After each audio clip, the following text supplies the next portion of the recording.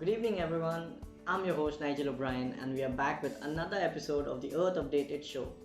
This month, the world celebrated International Climate Change Day on 21st of June.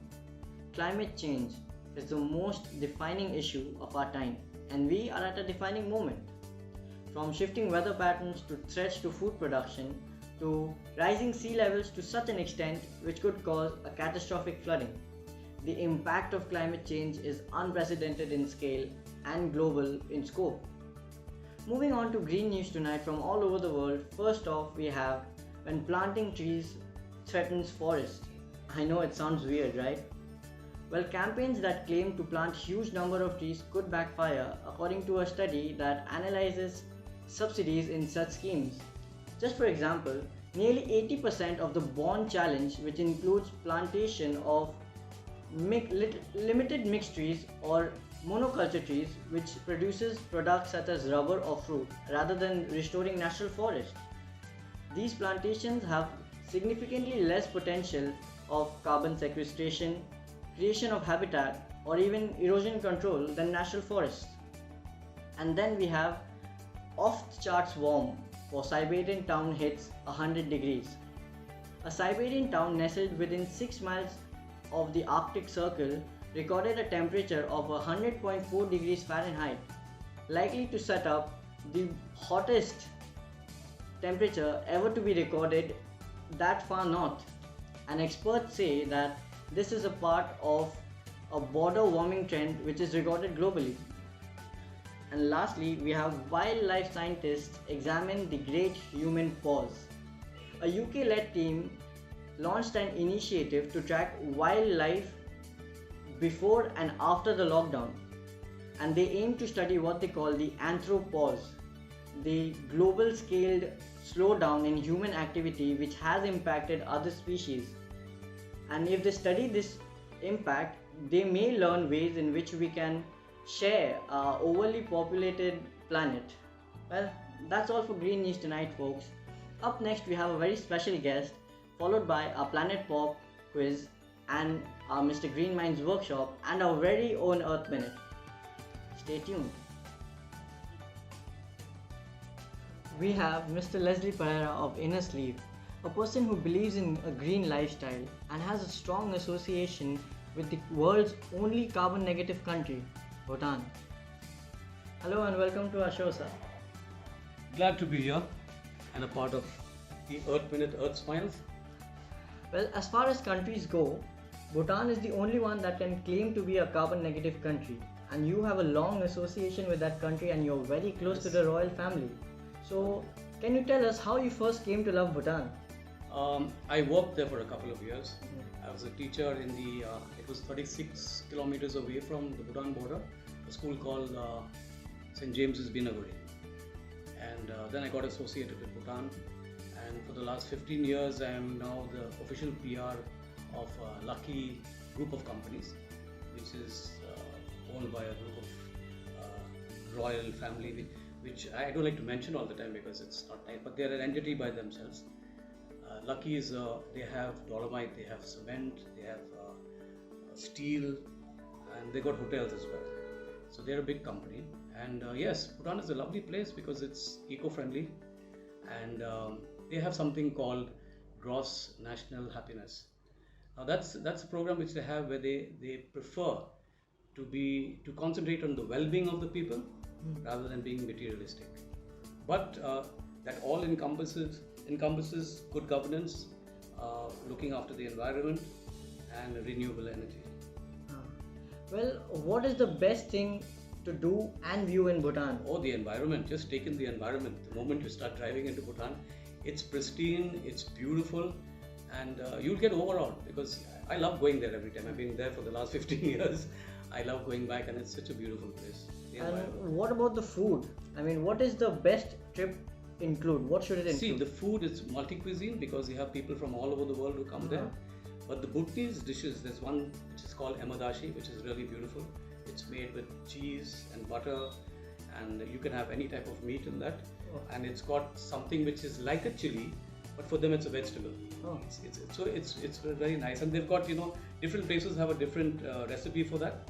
Sometimes it's very spicy, and you'll get very spicy food in Bhutan, but it's lovely. Okay. And what about people? Are they as eco-friendly as the country seems? They are, and they are very aware. It is very strict, and that's the difference between our country and them. I think if the laws change here, we could be as good as them. But then our population is too big. They have a small population of about 7 lakh people, I think. But they are very aware, and they're very proud of their surroundings, their environment, and they all subscribe to it in whatever way. So is there anything like we people in polluted Bengal can learn from Bhutan to become So more much eco-friendly? lifestyle actually, Nigel. Lifestyle, your habits, your daily habits. You don't have people throwing things around and spitting around there. They're very, very careful about all that. Though they have something which is which it's called doma. It's like a plant, a leaf, like the palm we have here, and it's a big beetle nut. Okay. But it's an upgrade of the beetle nut. Okay. So they have a tendency of chewing that, but you won't find them spitting it all over the place. They have little spittoons all over the place, and they know when and where to do that. Oh. But they're very careful with all those things, and I think that they have that because of the climate. It's very cold there, so that keeps them warm. Well, thank you so much for being with us, Mr. Always a Parana. pleasure. But before you go, we know you're a very popular musician and singer in Kolkata. So could you please sing a song of any planet-friendly song? There is a song. I'll tweak it a little bit to suit the moment and suit the occasion, and it's called A Beautiful Day. Okay. So it's about the environment and how we shouldn't get bothered about what's happening around us. Just enjoy what nature has given us. Viewers, Mr. Pereira.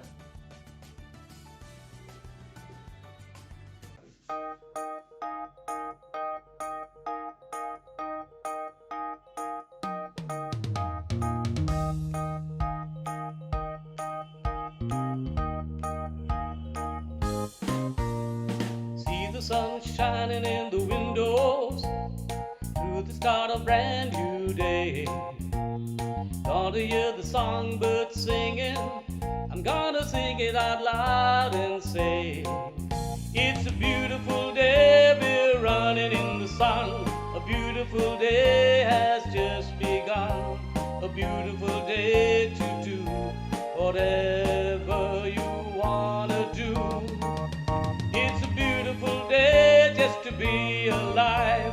A beautiful day to wear that smile. A beautiful day here with earth smiles.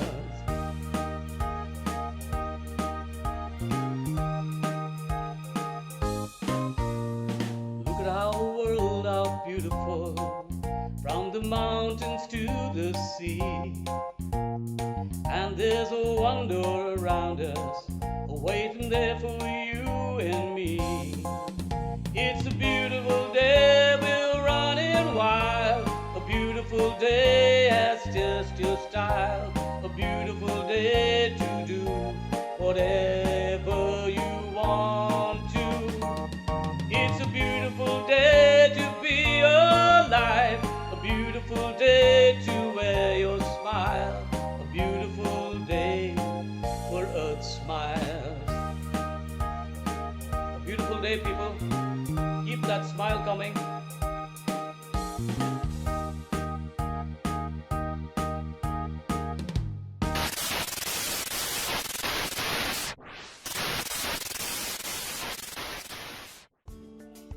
Hello everyone, I'm Michael and welcome to Mr. Green Mind's workshop.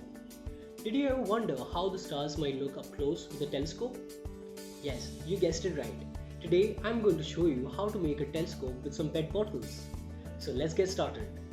In order to make one, you need 2 PET bottles for the size 600 ml and 1.5 liter. You'll also be needing 2 magnifying glass, one a smaller size and the other bigger size. In order to make one, firstly you need to cut both the bottles from the middle and cutting the bottom of the 1.5 liter also. Secondly, you need to cut a hole on the cap small enough for the smaller magnifying glass to be fit in. Third, you need to spray paint the upper part of the 600 ml and the lower part of the 1.5 liter. After having it dried, stick the big magnifying glass onto the 1.5 liter bottle. And finally, adding some cool finishing touches by adding some cool artworks on it and attaching both the ends together. and there you had successfully made a telescope on your own. If you happen to make any such telescope, then do share it with us by email, WhatsApp or Facebook. Until then, Green Mind signing off.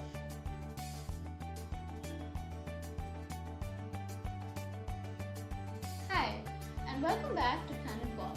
I am your host Fiona, and I am back again with my quiz. Here are the rules.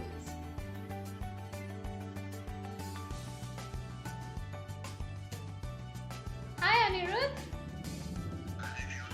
Are you ready for your questions? Okay, your first question is, how many trees are cut down on a daily basis to make toilet paper? Your options are 3,000, 8,000, 13,000 or 27,000. That answer is correct. Let's move on to your second question. What is the size of the hole in the ozone layer? Your options are 5 million square kilometers, 29 million square kilometers, 36 million square kilometers or 50 million square kilometers.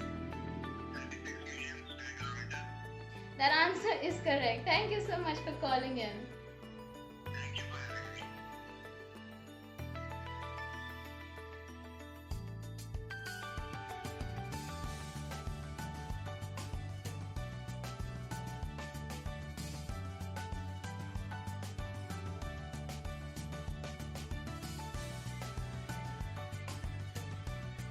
Our next caller is already online. So without much further ado, let's get right to it. Hi Srijani. Are you ready for your questions? Okay, your first question is, recycling just one plastic bottle saves enough energy to power an average light bulb for how many hours? Your options are 1 hour, 6 hours, 8 hours or 10 hours. I think it's 6 hours. That answer is correct. Let's move on to your second question. Which country makes newspapers from 100% recycled paper? Your options are United Kingdom, Japan, Switzerland or Sweden. UK, United Kingdom. That answer is also correct. Thank you so much for calling in. Thank you for having me.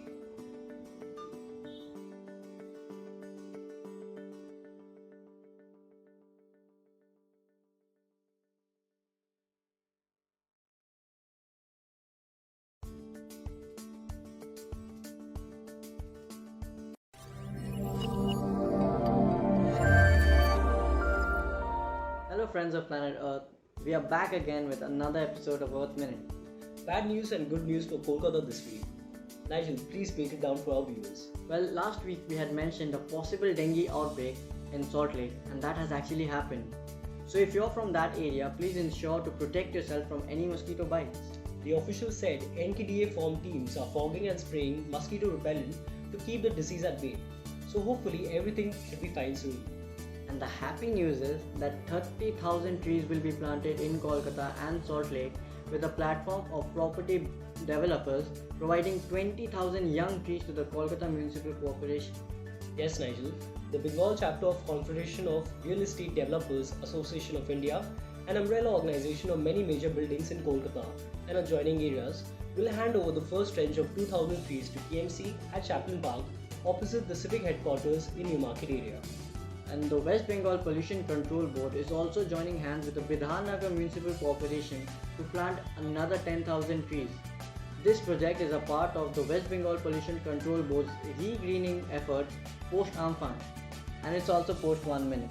So we will see you next week. Till then, stay safe and don't forget to wash your hands.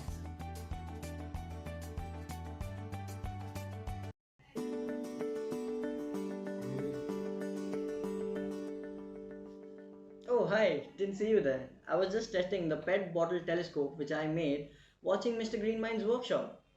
I hope you do the same. Well, that's all for today, folks. We will see you next month with another episode of the Earth Updated Show. Till then, stay safe and keep loving the planet you're on.